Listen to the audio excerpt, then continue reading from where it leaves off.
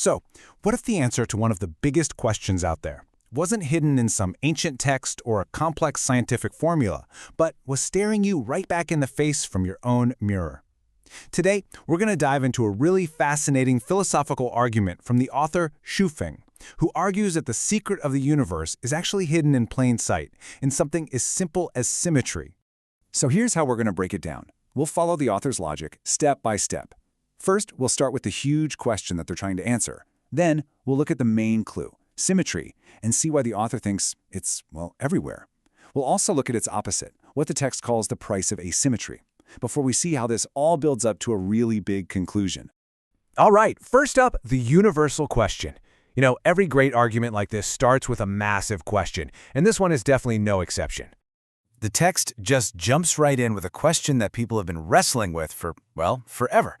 Is there a super wisdom in control of the entire universe?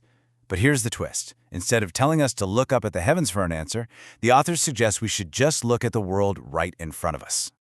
Yeah, the whole approach here is to sidestep all the complicated theology and just focus our attention on something we can all see for ourselves right in nature. The author calls it a mysterious and great power. So what on earth is this mysterious power? Well, that brings us to our second part, the clue in the mirror. This is where the author lays out the core piece of their evidence. And that great power is symmetry. It's that simple. The text defines it exactly how you'd expect. If you can slice something down the middle and the two halves match up perfectly, it's symmetrical. And from this one very basic idea, the author builds their entire case. To make this idea hit home, the author uses an example we all get instantly. Just looking in a mirror, that reflection you see, it creates a perfect, immediate symmetry. And this personal, everyday experience is the real bedrock of the whole argument. So this brings us right to part 3. Symmetry is everywhere.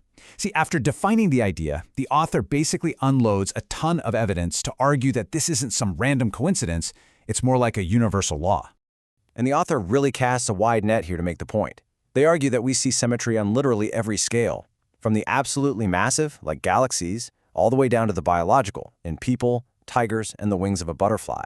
They even point to the microscopic world of cells and seeds, and to non-living things like crystals and tornadoes, saying they all follow this same exact principle.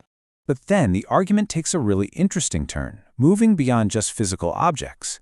The author starts applying the idea of symmetry to abstract things, like pairing up odd and even numbers. They even apply it to all of humanity, claiming that the balance between the number of men and women is a kind of large-scale symmetry. For the author, this is proof that symmetry is a fundamental rule for all of reality. And right here, this is the key jump in the argument. For the author, symmetry isn't just about geometry anymore, it's a moral thing, an aesthetic thing. It represents harmony, perfection, and beauty. Basically, it represents order. This connection between a physical pattern and a positive value is absolutely crucial for everything that comes next. Okay, so to prove that order is the goal, the author now flips the coin and looks at the exact opposite. This is our fourth section, the price of asymmetry. What happens when that perfect balance gets broken? This slide really shows the stark contrast the author is drawing. On one hand, symmetry is described as enduring, perfect, and calm. On the other, asymmetry is seen as fleeting, defective, and chaotic.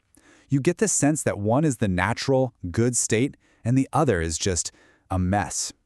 The text then starts listing all these examples of what it considers negative asymmetry. It goes from architecture, like how the Leaning Tower of Pisa just feels a little unsettling, to myths, like monsters and demons. The author even applies it to psychology and morality, linking asymmetry to being mentally unbalanced, to corrupt officials getting punished, and even to why great civilizations fall apart. In this view, asymmetry is basically the root of all decay. And now, the argument takes its most controversial leap, moving from nature and psychology straight into geopolitics, posing a really provocative question based on the author's logic. And here is the author's direct answer. The text claims the attack happened, and I quote, because America had become unsymmetrical with other countries.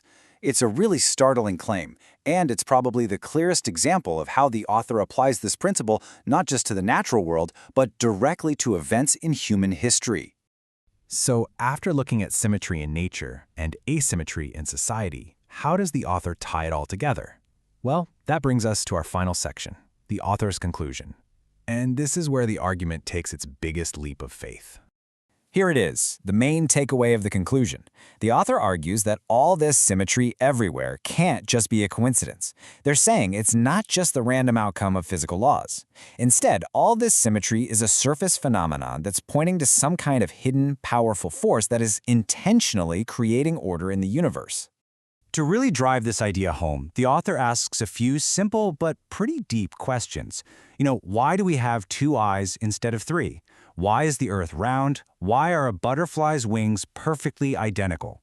The text argues that, yeah, science can explain how these things happen, but it can't explain the fundamental why. Why this pattern of symmetry that looks so intentional exists everywhere we look. And this brings us to the author's final statement, which ties the whole argument together by appealing directly to our intuition. The text asks, do we feel, deep within our subconscious selves, that a higher wisdom is controlling all beings? If so, who is this higher wisdom but the greatest creator? And just like that, an argument that started with a simple glance in a mirror ends with symmetry being presented as real, tangible proof of a divine hand. A pretty fascinating and provocative way to see the world.